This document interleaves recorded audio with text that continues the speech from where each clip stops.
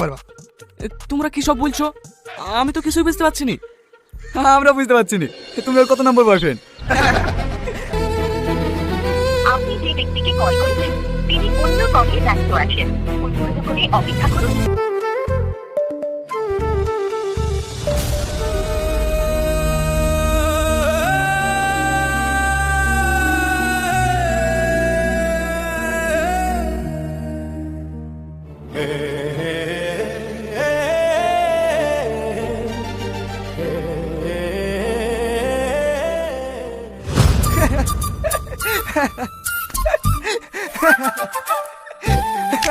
তুই হাসছি?